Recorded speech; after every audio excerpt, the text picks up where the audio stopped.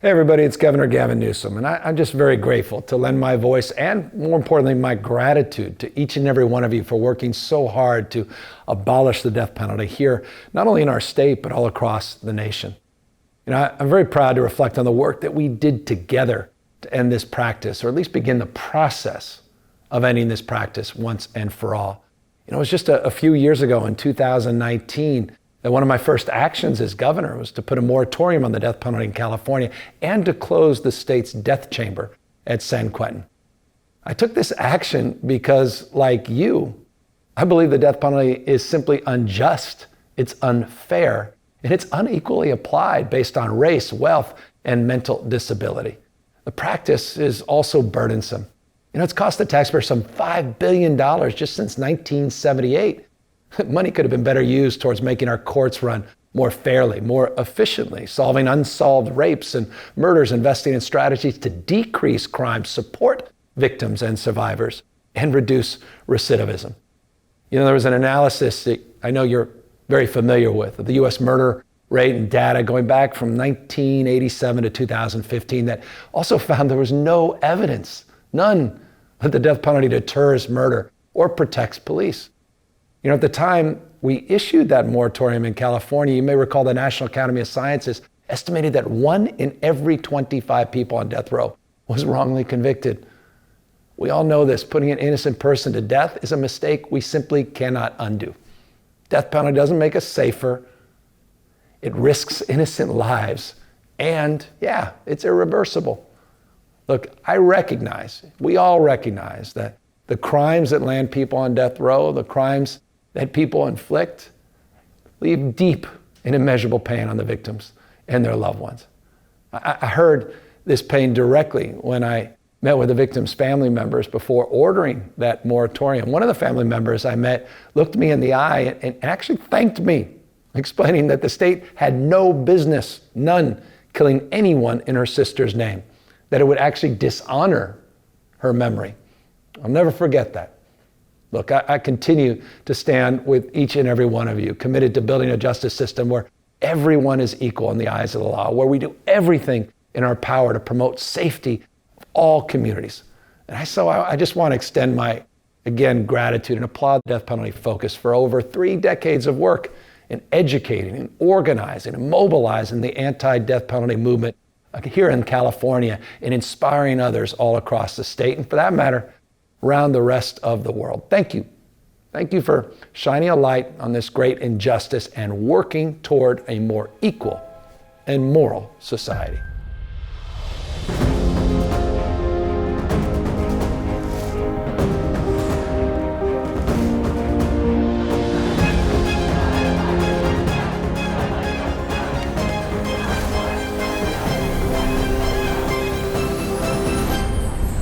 Welcome to our 2021 Death Penalty Focus Awards celebration.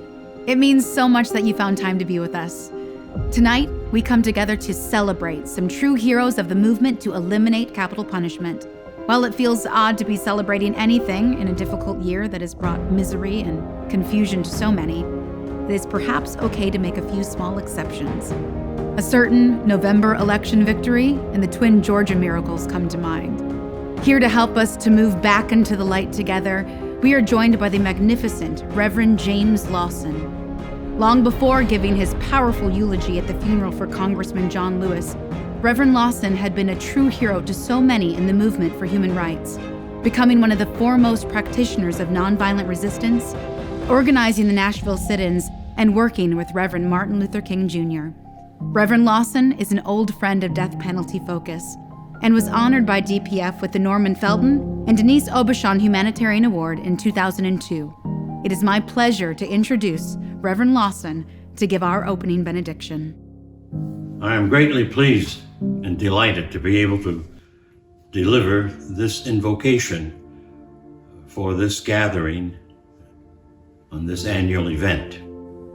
We who gather today are those who have given struggle and attention to the eradication of every cruelty and torture in the midst of the human race and in our own land. So let us be bold in our continuing journey and visions. And let us be very courageous as we seek to dismantle the scourges that hurt and maim, and to lift up the aspirations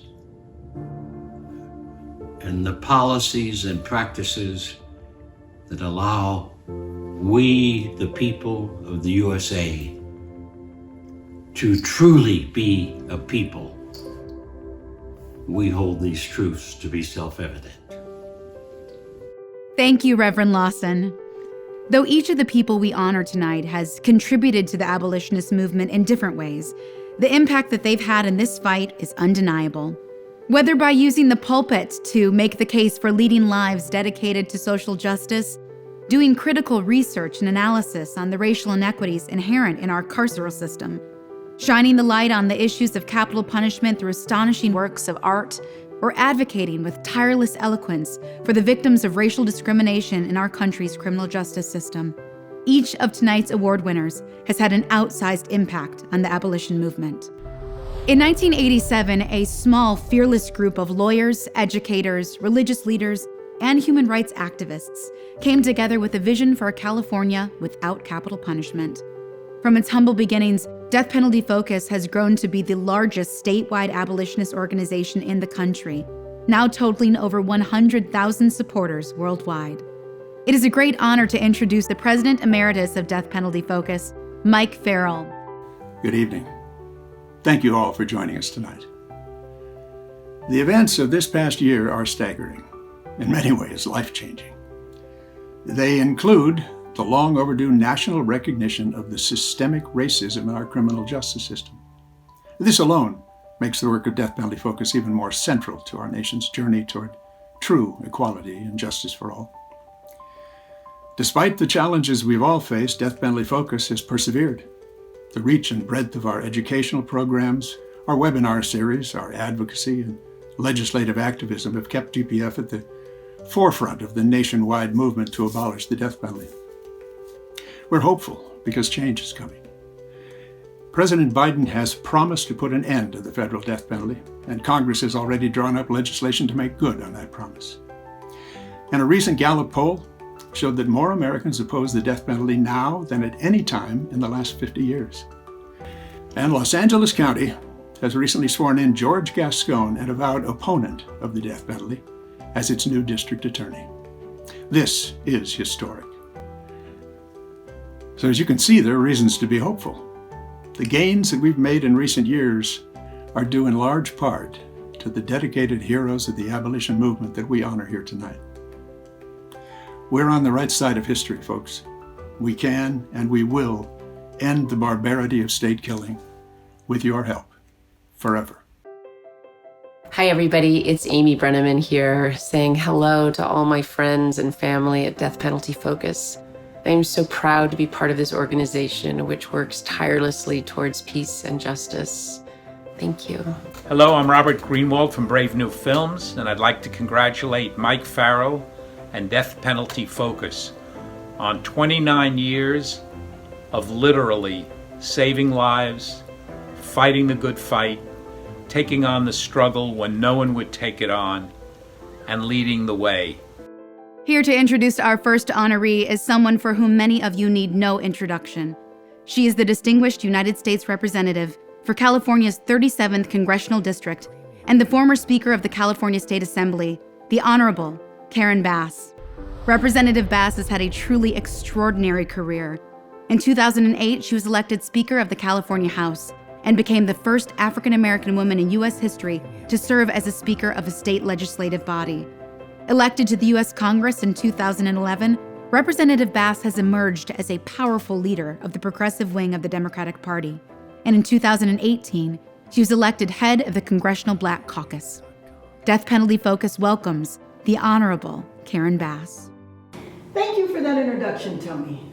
I'm honored to share this virtual stage with some of our most prominent leaders in the fight to end the death penalty in America. I appreciate the work that Death Penalty Focus has done for over a quarter century, and with a new presidential administration, yay, I feel hopeful that more victories may be in sight. And while eliminating the death penalty will not fix our broken criminal justice system, it would be a significant step in the right direction. When the United States finally joins the many nations around the world, and even the 22 U.S. states that have already abolished this cruel and unjust practice, the moral and spiritual leadership of people like Rabbi Sharon, Brous will have played a crucial role. 16 years ago, Rabbi Brous co-founded the ICAR congregation with the goal of reinvigorating Jewish practice and inspiring people of faith to reclaim a moral and prophetic voice in the public square. ICAR's founders saw that many others shared their strong desire to incorporate spiritual values and multi-faith political organizing into their personal and professional lives. ICAR is located in my district, is now one of the fastest growing and most influential Jewish congregations in the country, and the shift to online operations has only increased ICAR's reach. Millions more have heard Sharon Brous through her TED Talk, Reclaim Religion, and other public appearances, including her speech at the 2017 Women's March in Washington and at the opening of the National Memorial for Peace and Justice. Rabbi Brous blessed President Barack Obama and then Vice President Joe Biden at their 2013 inaugural National Prayer Service at the White House. In 2018, she was named the #1 of the week, Newsweek, the Daily Beast list of the most influential rabbis in America. I'm grateful to say that Rabbi Brous has become a good friend and a valued advisor. She knows that reckoning with centuries of racial injustice in our criminal justice system requires an end to the death penalty, and she understands that state killing only sickens society with more violence and the hollow promise of revenge. So it is now my honor to present the 2021 Death Penalty Focus Award to Rabbi Sharon Brous. Thank you. I am so deeply humbled and honored to be with all of you this evening. Thank you, Representative Bass. You know, I'm continually astonished by the grace and moral clarity that guide you in your leadership, and thank you for introducing me tonight. Thank you to my dear friends Ed and Sarah, and thank you Steve, and Mike and Bethany and Sarah and Nancy and Yoko. Thank you all. I want to tell you tonight that as a rabbi and as a person of faith, in a time of violent religious extremism, I am in anguish. I'm in anguish when I witness the heretical and increasingly common manipulation of religion, so often used today as an excuse to promote a violent, misogynistic, white supremacist agenda in this country. Over just the past couple of years, the Bible has been used to justify tear-gassing peaceful protesters, denying refuge to asylum seekers, stripping rights from women and LGBTQ people, separating children from their parents at the border, justifying the proliferation of guns, and yes, ramping up federal executions. I am outraged when I see religion being weaponized for personal profit and political expediency. So I want to talk tonight about a different kind of religious sensibility, a different way of being a person of faith in the world. The Hebrew Bible is clear in the book of Leviticus chapter 24. If one person kills another, surely that person shall die. And yet my rabbinic forebears, despite their fidelity to the biblical text, scaffold one obstacle after the next to essentially preclude the use of the death penalty under any circumstance. The Mishnah, our ancient code of law, famously asserts that a court that executed even one person in 70 years would be considered a court with blood on its hands. And several of our greatest sages claim that had they been members of the High Court themselves, they would have abolished the death penalty altogether. They took this position because even though the biblical text granted them permission to uphold capital punishment, their moral compass could not abide it. They couldn't bear to live in a society in which we, flawed human beings with flawed legal and social structures, might inadvertently take the life of an innocent person, God forbid. And all of these are good, practical reasons to permanently abolish the death penalty, articulated 2,000 years ago. But they were concerned about more than flawed systems and potential errors in judgment. Before every capital case, the judges would exhort the witnesses, reminding them that every human being is created b'tselem Elohim in God's own image. And that last assertion, that is core to my faith. That's what fuels my rabbinate and fills my life with meaning, and that's what brings me to this cause. I believe that every human being has a unique story to tell in the world, and therefore that the death of a person, whether guilty or innocent, is the death of an entire world. I believe that every person is bestowed with infinite value and inestimable worth. And I know that even those who've caused great harm can change. Their hearts can be awakened through a process of truth-telling and reconciliation, and they can walk toward healing.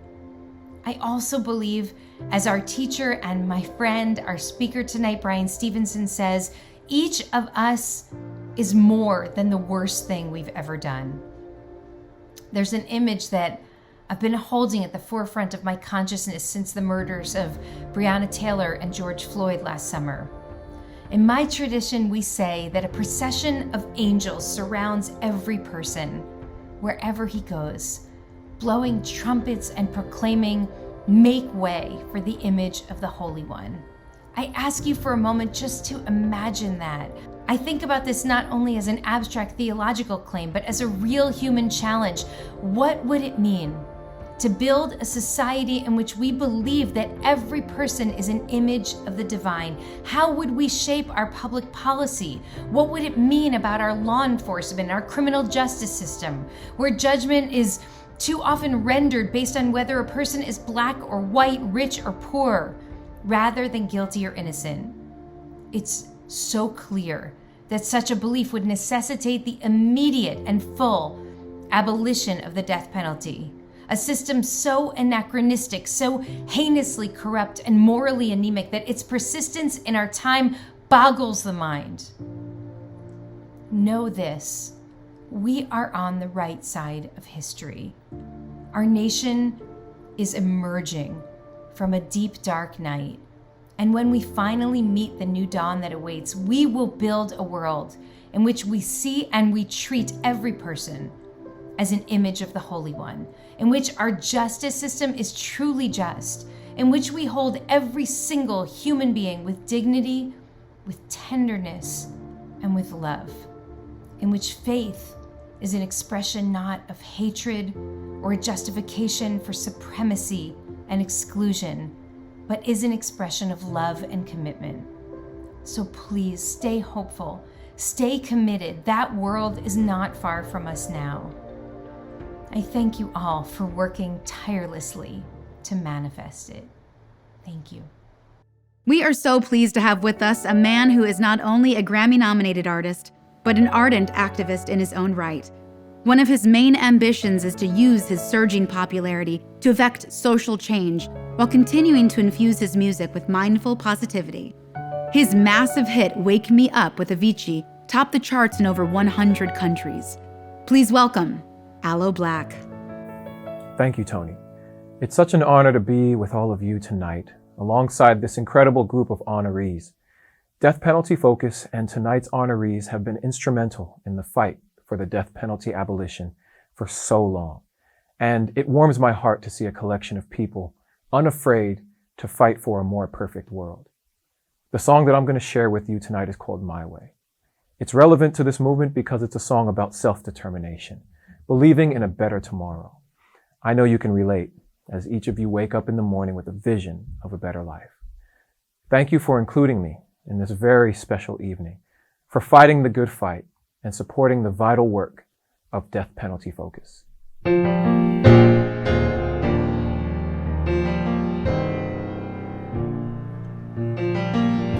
I've been sad, I've been lost, I've been down and out and lonely. Yeah, I've been suffering at a job in a world that tries to own me. But when I wake up every morning, there's an image of a better place. Yes, because the harder that we grind, and the sweeter is the glory. People say I'm foolish, people say I'm blinded. blinded by faith. But if I run out of air, if I crash, I don't care. I'm gonna do it my way. I can make it through this. You can throw the world in my face, but the fear gives me life, and I swear till I die, I'm gonna do it my way. Hey, gonna do it my way. Hey, gonna do it my way. Every time they build a wall around me, I'ma tear it down and say, gonna live my dream. Gonna live my dream. Even when the floods rush round to drown me, I just hold my breath and pray, let me live my dreams. Every single one of my, I ain't quitting none of my dreams. People say I'm foolish. People say I'm blinded by faith. But if I run out of air, if I crash, I don't care. I'm gonna do it my way. I can make it through this. You can throw the world in my face, but the fear gives me life, and I swear till I die, I'm gonna do it my way. Let me fly through the air, if I crash, I don't care. I'm gonna do it my way. Cause the fear gives me life, and I swear till I die, I'm gonna do it my way.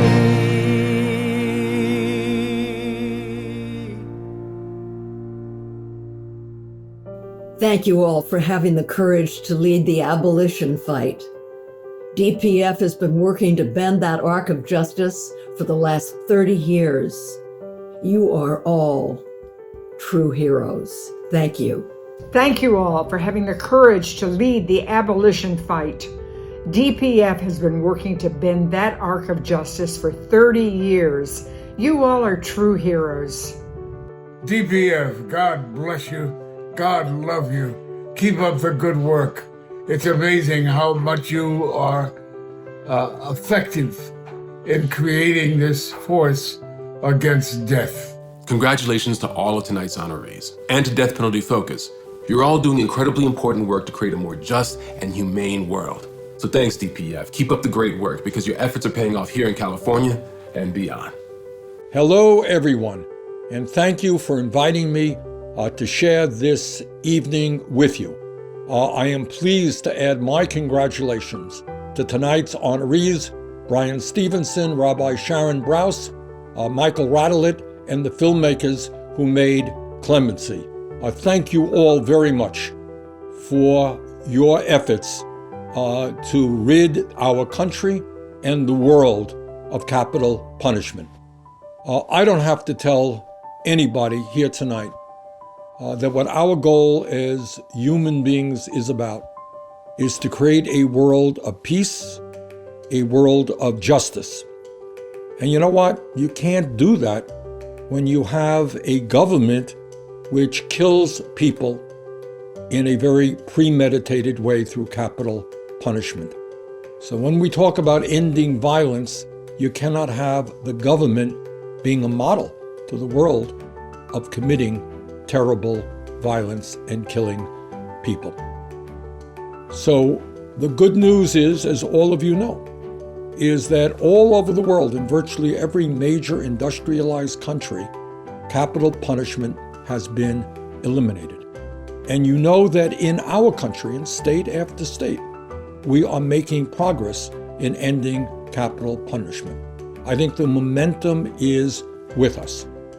And the reason for that is because of all of your efforts. So let us go forward together and let the day come sooner than later where the United States of America joins every other major country on earth and says, no, we will not kill people. That's not what we are about. So keep up the great work. Thank you very much for inviting me. For a long time, people said that innocent people could not be put to death. The criminal justice system could never make that kind of mistake. Now, with DNA testing and other advances in criminal justice science, groups like the Innocent Project have shown what an awful lie that was. Every exoneree is a living testament to the obscenity of allowing an irreversible punishment, such as death, to be part of a criminal justice system riddled with human error, prejudice, and malice. Please meet some of them. My name is William Richards, and I spent 23 years in prison for a crime I did not commit. My name is Jane Dorotic. I spent 19 years behind bars for a crime I did not commit. Hi, my name is Arturo Jimenez, and I spent 26 years in prison for a crime I didn't commit. My name is Obi Anthony. I am an exoneree of the state of California.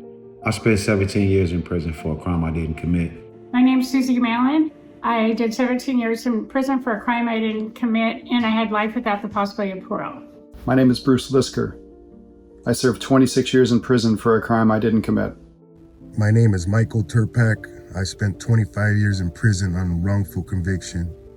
My name is Uriah Courtney. I served 8 years, 4 months in prison for a crime I didn't commit. My name is Nancy Vollardson, and this is my brother, Greg Wilhoit, who passed away in 2014. Greg spent 5 years on death row in Oklahoma for a crime he did not commit. I was 17 in 1975 when I was wrongfully convicted by an all-white jury of first-degree murder in Louisiana and sentenced to death. No physical evidence connected me to the crime. Though I was able to get off death row in 1976 and had a federal appeal court rule that my trial was fundamentally unfair, I was not released from prison until 2016. My name is Garrett Tyler, and I served 41 years in prison for a crime I did not commit. Together, the wrongfully convicted men and women you have just heard have lost a combined total of over 200 years of their lives in prison. If not for the strength, support, and effort of our families, our communities, our lawyers, and organizations like Death Penalty Focus, we would have lost many more years. And sadly to say, some of us would have lost our lives. The Death Penalty Focus Abolition Award is given to an individual who has worked tirelessly throughout their career to show that abolishing the death penalty is a just pursuit from which humankind will benefit. Here to introduce this year's recipient of the Abolition Award is someone well known to us all. Sister Helen Prejean is a member of the Congregation of St. Joseph's in New Orleans. Starting in 1981, she began counseling death row inmates at Louisiana State Penitentiary. And based on those experiences, she wrote her first book, Dead Man Walking, in 1993. It became a national bestseller and was adapted into an award-winning film of the same name. Her second book, The Death of Innocence, told the story of 2 men she accompanied to their executions, both of whom she believes were innocent. Her most recent book, River of Fire, My Spiritual Journey, explores the link between her religious faith and her choice to work for social justice.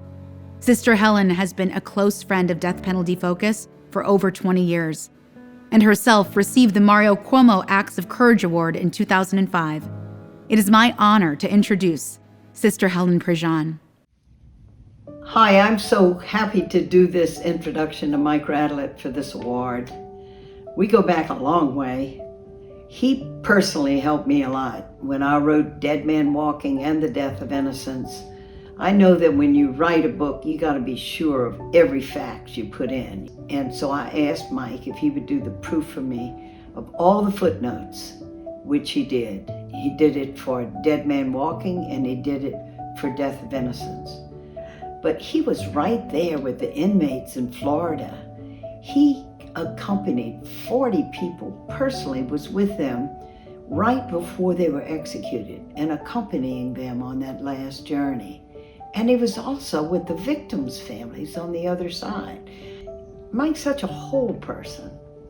And he combines intellect with love and care, a fierce passion for justice, and I gotta add, the sense of humor of a 5th grader. I mean, if you know any of Mike's jokes, you know what I mean. I mean, who else is gonna send a Christmas card out where he's dressed like a nun or an angel? And that's part of Mike too. And that ready wit, God, you know, no matter what you're doing, that ready wit just infiltrates everything you're doing. It makes it fun. The intellectual work he's done, He wrote in the 80s a book, In Spite of Innocence, with Hugo Bedeau, and began to point out, and that was before DNA, 5 years before DNA, the innocent people that were wrongly convicted. He has done a number of state studies, including in California, about how race affects the death penalty, and played a part, no doubt, in the moratorium California now has on the death penalty. I love Mike tremendously. He's a colleague. We work together, we laugh together, and we love together. And his heart is wide. His curiosity is unending. His careful scholarship is bearing fruit now as we are ending the death penalty, including in California. And I couldn't say more and be happier that he's getting this award tonight, which can hardly begin to capture all the facets of the prism that he is. But I say this with great love. Wish we could all be there in person. I promise you, if we were, we would have a great time, and it would be riddled with laughter, some of which would be colored by fifth grade jokes. So thank you for letting me be a part of this. Love you very much, Mike. Death Penalty Focus, you've done fantastic work that brings us to where we are today. And I hope everybody has, wherever you are, a good time, and raise your glass to Mike. Thank you, Sister Helen, for those remarks. As Helen knows, it was my experience in Catholic schools that taught me to oppose the death penalty. I was kicked out of 3 different Catholic elementary schools, and through that, I developed a lifelong interest in people who were punished despite the fact that they were totally innocent. Now, my plans when I retire are to spend the rest of my days studying to become a nun. I've been very lucky over the years to work with a dedicated team of scholars and activists who have had far more successes in limiting executions around the world than we ever thought was possible. In 1977, there were 16 abolitionist countries around the world. Today, that figure has gone up to 142 countries that have abolished the death penalty either in law or in practice. And I got into the business in 1979 when I teamed up with the University of Memphis criminologist Margaret Vandiver.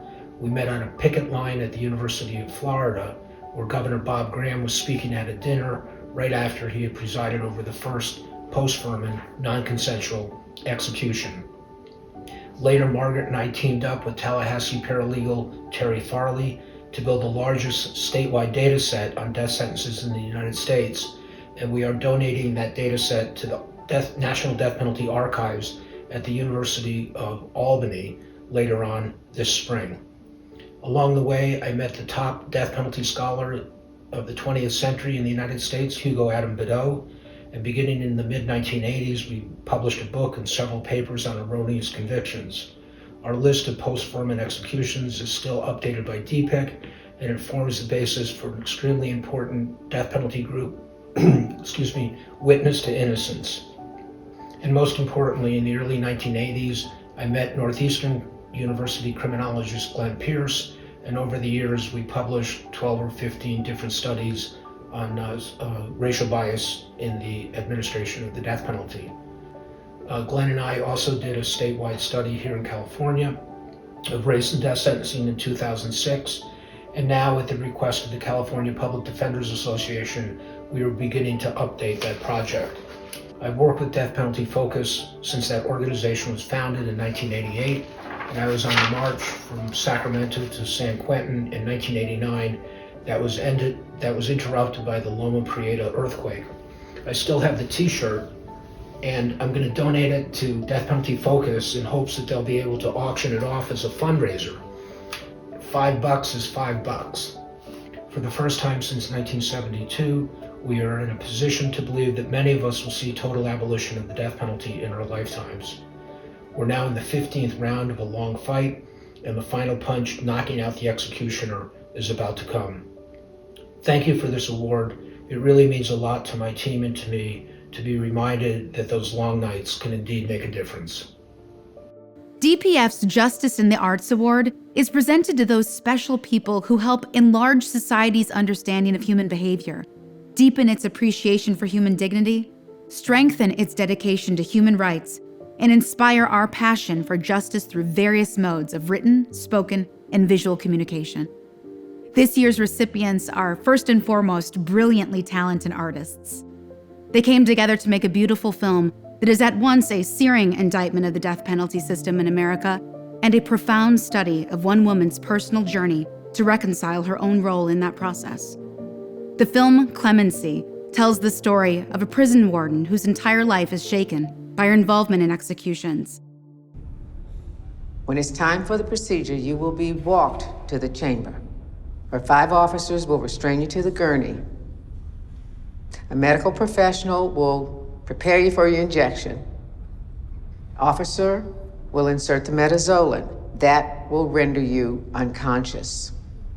The second drug is pancuronium bromide, which causes paralyzation. The last drug is potassium chloride, which will cease heart function. At that point, medical personnel will confirm the execution complete. The awful truth is that the brutal, dehumanizing toll of executions extends far beyond the individual whose life is being taken. It is my true pleasure to present the Death Penalty Focus Justice in the Arts Award to the cast, writer, director, and producers of Clemency: Alfred Woodard, Chinonye Chukwu, Bronwyn Cornelius, Julian CAUTHERLEY, Aldous Hodge, Wendell Pierce, and Richard Schiff. Hey everybody, I hope you guys are well and that you're finding ways to keep good company with your family and your friends, whether it's virtually or just going to the window and hanging out and waving. And I especially hope that you are finding ways to keep good company with yourselves. You life affirmers, life protectors, and all the empaths that have gathered here today to support your mission of action. I hope you are all finding ways to keep your hearts lifted. You know, I feel like I wasn't called here into this fellowship to talk about clemency per se. I feel like I was called here to give you permission to be an advocate for yourselves.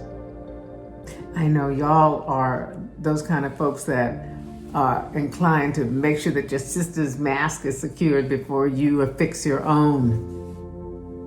I know it is a tough thing for you to hear and especially to act upon, but it is of vital importance, especially now, that you do that. You know, I was praying about why I was getting your ear today, and it came to me to tell you to find somebody and let somebody hold down the fort for you. One day a week, one day every 2 weeks, or one weekend out of the month. And then y'all can swap back and forth, and you can hold it up while they're just replenishing, revitalizing, refocusing. Take a break. In those vital hours that you give to yourself, turn it all off. I know it's going to be next to impossible for you, but it is a practice, and you are nothing if you're not disciplined and focused. So I know you can do this. Shut it down. You know what? Maybe I am talking about clemency, grace, mercy, and leniency for yourself. Be well. Hey everybody, this is Aldous Hodge. Thank you so much. This is it is a fantastic privilege to be able to tell stories like this and hopefully do some good and inspire some people to make some necessary changes in their hearts. I thank Chinonye and Bronwyn for bringing me into the family and my team, Wendell, Richard, Julian, everybody. I think we set out to do something with passion and purpose, and thank you so much for recognizing our art. Thank you so much. This is Wendell Pierce, and I want to thank you for this honor. It was very special to be a part of this film, Clemency. I believe art is the form where we reflect on who we are, decide what our values are, and then to go out and then act on those values. And the values of this film are very important. And the mission and the work that you do to eliminate the death penalty is very important. I'm from New Orleans, Louisiana, so I'm honored to be a part of that number of those saints like Sister Prejean and Gary Tyler, an exonerated man, and a sister who was an advocate for ending this barbaric act of execution. Clemency really speaks to who we are and speak to the better angels in ourselves. And it's a great honor to be a part of this and a part of this gala. And I am humbled with this honor. It is a great privilege and honor for Death Penalty Focus to be recognizing Clemency and the team, the cast and crew that really put their heart and soul into this. It was an immense privilege to create this film and to work with a phenomenally powerful cast that brought the story to light. In Death Penalty Focus, recognizing the power of cinema to illuminate injustice, to educate audiences about the realities. The film Clemency showing the injustices and also the impact that the death penalty has on in and outside of the system, and giving us a moment of pause to think about that, and for all of us to think of the part that we play and what might we be able to do as individuals to help promote change and ensure that we do reinstill dignity into our society. So thank you, Death Penalty Focus. Thank you to the Clemency team for an extraordinary journey. And I hope that the message lives on for years to come. Hi, I'm Julian CAUTHERLEY, one of the producers of the film. Really big thank you for recognizing Clemency. And it's great to be recognized. It's great for the film to be seen. But above all, it's great that a film and art can have an impact in people's lives. And we're living in a time, especially with the Black Lives Matter movement that's been going on the last few years, I really feel like it's making this film and living in America has been a crash course for me as a privileged person to examine myself and to look at myself. And I think that's the power of film. And so I really appreciate your award here and the work that you do. And I hope that people see this film so that they too can allow themselves to look at their own journey as people and a history of their upbringing and become the better self that they can be. Richard Schiff here. I have to say that of all the work that I've done in my career, I am most proud of this project. From the second that I read Chinoye's script and found out that Alfred was a part of it, and Wendell and Aldous, and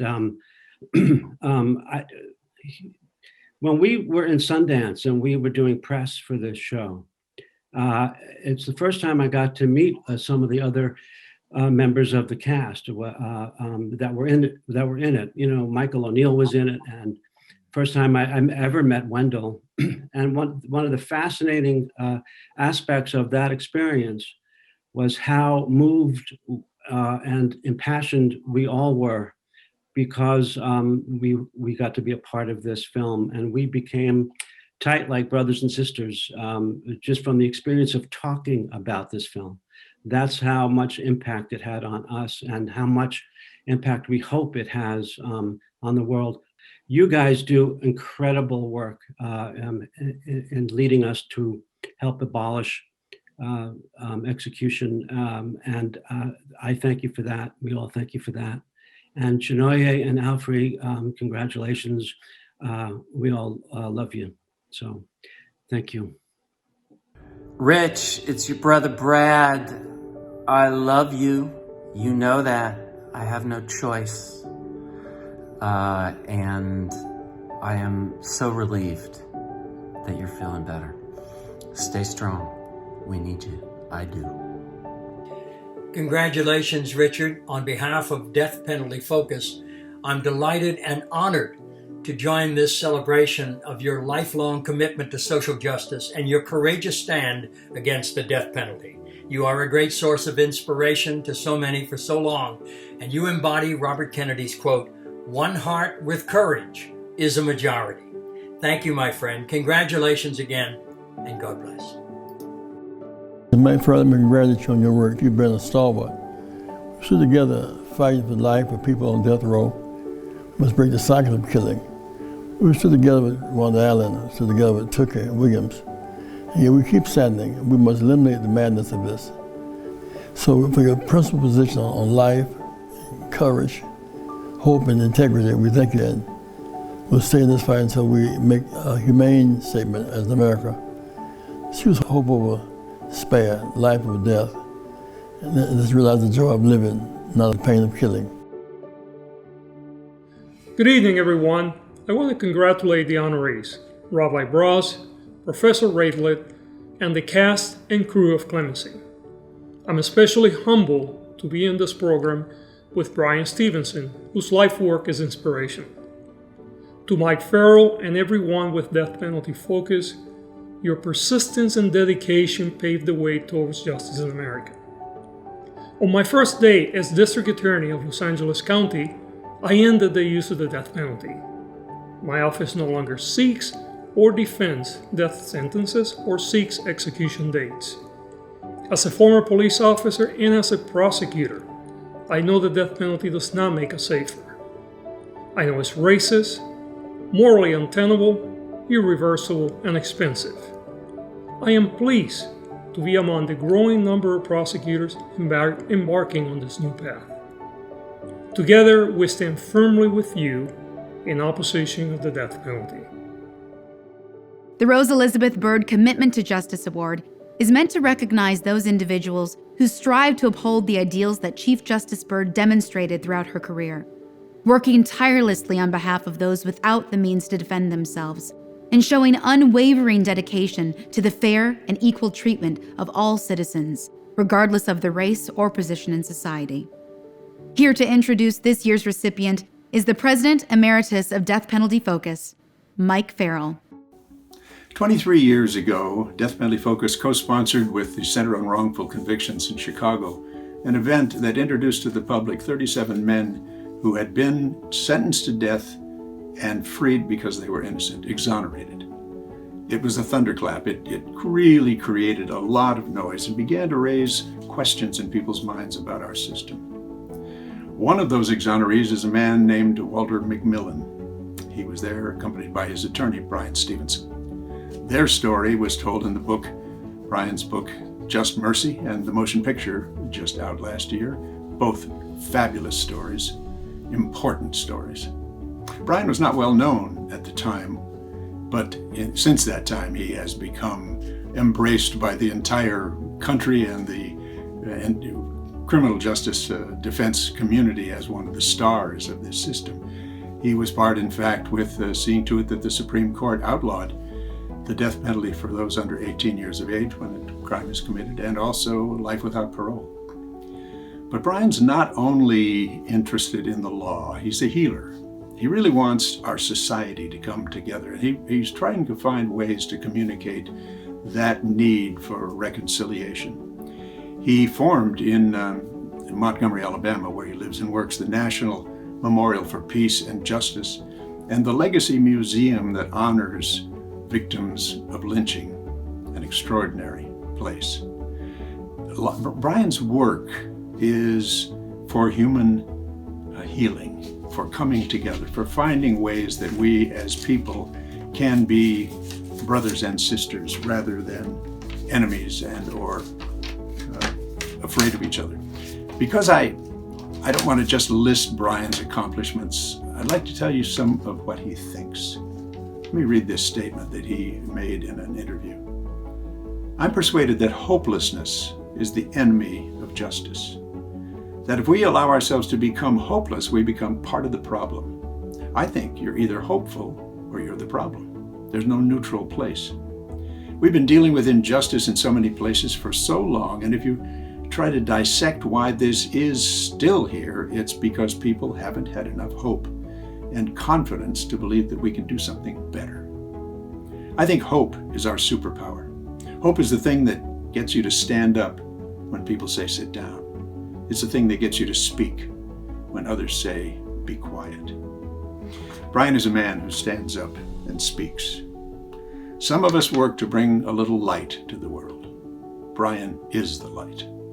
So it's my pleasure to present him with the Rose Elizabeth Byrd Commitment to Justice Award for Death Penalty Focus. I love you, Bryan. Thank you so much. It is such a great honor to receive this award from the Death Penalty Focus. I've known this amazing organization, worked with, been inspired by the work of this extraordinary coalition of people for many, many years. And Mike Farrell and I used to go around to parts of the country advocating to end the death penalty, testifying, making arguments, and it's a real thrill and honor to receive recognition from Death Penalty Focus, given your extraordinary work. I also want to congratulate the other award winners. I've known Mike Radelet for over 30 years, and his work has been critical to building the knowledge needed to end the death penalty in this country. I'm so thrilled that you're honoring my friend, Rabbi Sharon Brous, who I've gotten to know and love. She came to be with us when we opened our sites in Montgomery in 2018. We've had the opportunity to share and present together, and I'm just thrilled that she's being recognized. And of course, the amazing cast and writers of Clemency. What a talented director, incredibly gifted writer. And then my friend Alfre Woodard, who gave such an amazing performance. Clemency is a powerful film that tells a powerful story about why the death penalty is so destructive in this country. I've often argued that the question of capital punishment in America can't be resolved by asking the question, do people deserve to die for the crimes they've committed? The threshold question is, do we deserve to kill?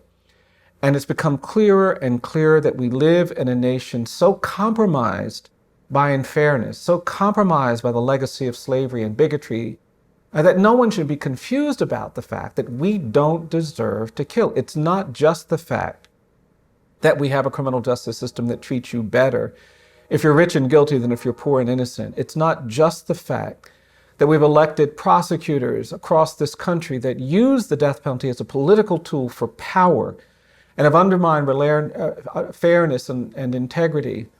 But it's also this long history of racial injustice that has made it impossible for this nation to credibly claim that it deserves to kill. We are living at a time when the history of racial injustice has so clearly manifested itself. We're not free in America. We're all burdened by this legacy of injustice and inequality. We are in a post-genocide society. What Europeans did when they got to this continent, the genocide that took place against indigenous people, is something we haven't acknowledged. The narrative of racial difference that we created in America to justify the displacement of Native folks, the lies we told ourselves about Native people. We said, oh no, they're different, they're savages. That narrative of racial difference that insulated them from protection by this Constitution created an America that was compromised, that was contaminated, that was corrupted by bigotry. And it was that narrative of racial difference that allowed us to get comfortable with 2.5 centuries of slavery. And the great evil of American slavery wasn't involuntary servitude and forced labor. The true evil of American slavery was the idea that Black people aren't as good as white people. This ideology of white supremacy that meant that Black people aren't as valuable, aren't as worthy, aren't as capable. That narrative of racial difference, that ideology of white supremacy, that was the true evil of American slavery. And we fought the Civil War, and the North won the Civil War, but the South won the narrative war, and that idea of racial hierarchy persisted. It's why I've argued that slavery doesn't end in 1865, it just evolved, and it gave rise to the precursor of the American death penalty, the modern death penalty, a century of lynching. And the violence that took place on courthouse lawns, the violence that took place in the public square, where Black people were pulled out of their homes and tortured and traumatized and terrorized and then lynched, burned to death. That narrative, that legacy is what gave rise to the modern death penalty. After a half century where Black people were tormented and terrorized, where 6 million Black people fled the American South and went to Cleveland and Chicago and Los Angeles and Oakland and Detroit and Minneapolis, not as immigrants, but as refugees and exiles from terror. After all of that, the politics of lynching and spectacle violence became too much for this country to reconcile with its rhetoric around justice and equality. And so the lynchings went indoors. We created indoor proceedings that were no more reliable, no more just, no more fair than those outdoor lynchings. And that's what gave rise to the modern death penalty. And many of us have been fighting that death penalty for decades. We have made incredible progress, that there's a moratorium in California, that states have abolished the death penalty over the last decade, that we've seen some of the lowest numbers of death sentences and executions over the last few years is a testament to the great work of so many of you, including Death Penalty Focus. But we should also be mindful that this is a critical moment in our nation's history. We now have a U.S. Supreme Court that is hostile to protecting the rights of condemned prisoners. We've seen this outbreak of executions by the United States government. It is a forewarning of what will come. I'm very concerned that in 2021, when people get execution dates, they will be executed, that there will be more torture, more terror, more trauma, more heartbreak in this fight to end capital punishment. So this is a moment for coming together and committing to continuing this work. We are not near the finish line yet. We're making progress, but we're not there yet. But this is also a moment to collect all of the resources that are available to us. I've been in Montgomery for the last year. The pandemic has given me the opportunity to stay close to home. And it's been challenging, but it's also been affirming because living as I have every day in Montgomery has given me an opportunity to reflect on the generation that came before me. I stand on the shoulders of people who did so much more with so much less. And I think about what they did. They did so much more with so much less. I think about the fact that the generation before me would put on their Sunday best and they would go places and they would kneel and pray for justice, pray for fair treatment. And in response to their prayers, they'd get beaten and bloodied and battered. And yet they continued to advocate. They continued to fight. And because they fought, we must fight. I have a new relationship to the soundtrack of justice advocacy, to the instinct to sing, "We shall overcome," even when we're facing so much challenge and adversity.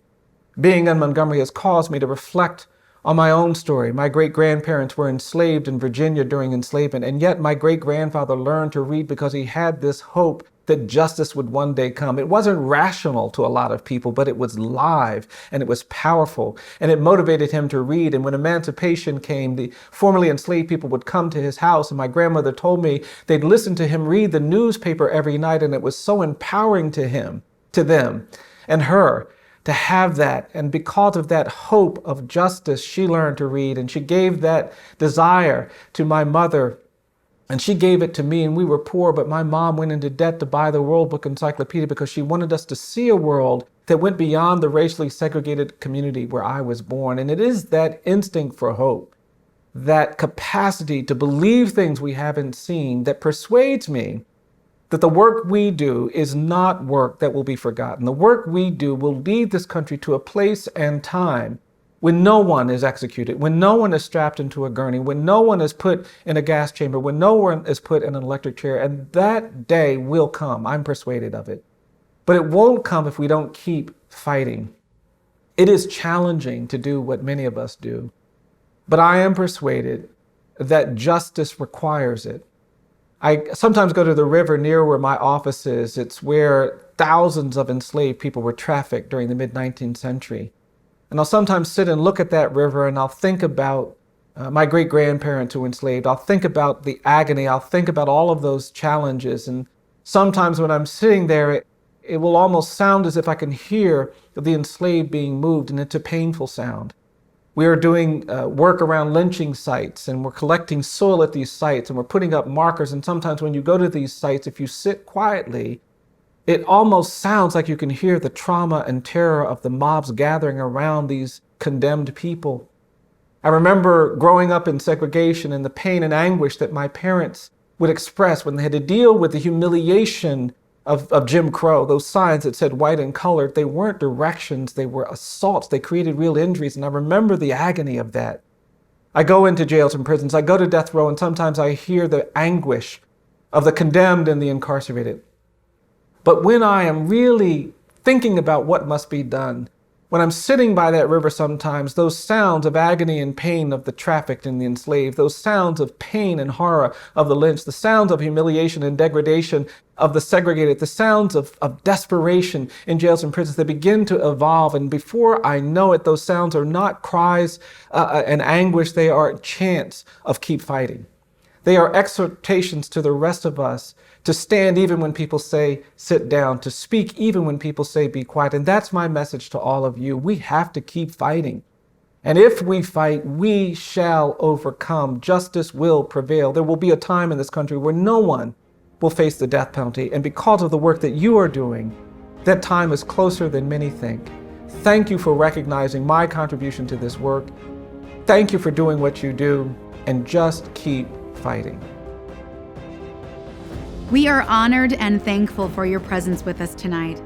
Listening to Bryan's beautiful words should remind us that the protection of human rights everywhere begins with the passionate defense of human dignity and justice in our own communities. Opposition to vengeful state-sponsored killing must be a first principle for anyone who advocates for human rights and social justice. Death Penalty Focus has fought for nearly a quarter of a century to end the death penalty in America. Thanks in large part to the efforts of our honorees, that dream is as close as it's ever been to being realized. Abolition is within reach, but we need your support to get there. Please join us in seeing this fight through by giving what you can. If you were moved and inspired by something you heard tonight, please support the important work of Death Penalty Focus by going to deathpenalty.org right now and clicking on the donate button. To put all of us in the giving spirit and closing the show with her song, Get There, is the amazing singer-songwriter, Celise. On behalf of all of us at Death Penalty Focus, thank you so much. Be safe and good night.